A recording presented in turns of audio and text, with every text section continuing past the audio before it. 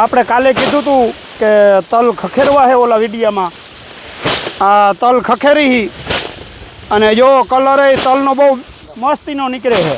આ એક ઉપડે 8-9 કિલો તલ નીકળે છે એવી ગણતરી થાય છે.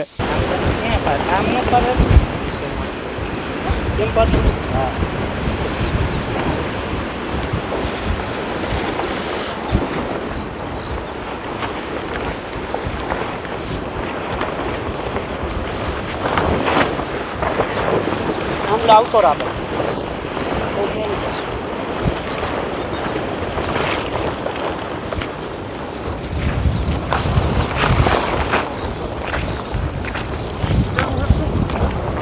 આપણે પવન બહુ છે અને આ બુંગળની ઉડે નહીં ટાલપત્રી, એટલે વારો લઈ અને આ ખીલાહારી છે આના હારે બાંધી દઈ એટલે પવન ઉપડે તોય ઉપાધિ નો રહીએ હાવ. અને ઉબડે પાણા ફેરવવા નહીં. આવી ગયો મારું ધક્કો.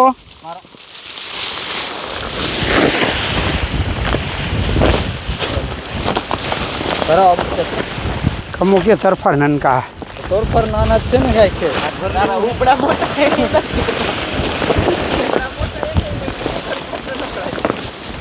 હાલો.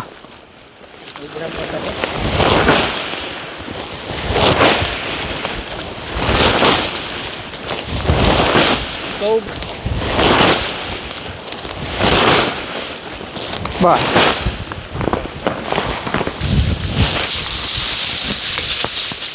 ઘણા ખેડૂત મિત્રો હાર્વેસ્ટરમાં તલ કાઢે છે. આપણે તો આવી રીતે ખખેરી અને તલ કાઢ લઈ.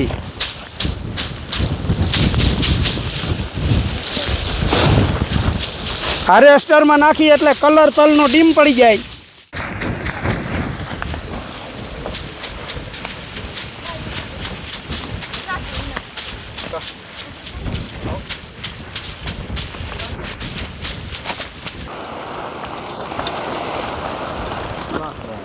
હા સાચું થઈ ગયું. આનું બંધાઈ ગયું. એ ઢોરાય નહીં.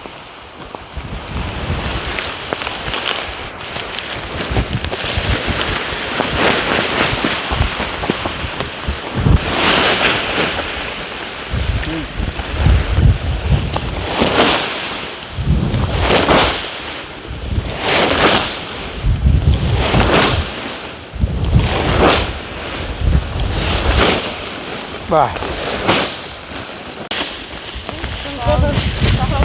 આ જો આ એક ઉબડીના તલ છે.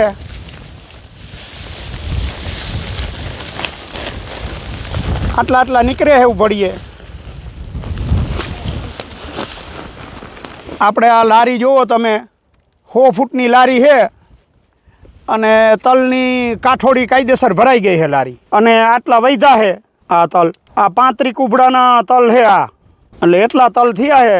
અને પછી કાલના વિડીયોમાં વળી બતાવશું ચોખા કરીને ધાર દઈ ફૂકણીયામાં ચોખા કરવાના છે. હાઈના 7 વાગ્યા છે અને હવે અત્યારે નવરા થયા હોય તલ વારીને.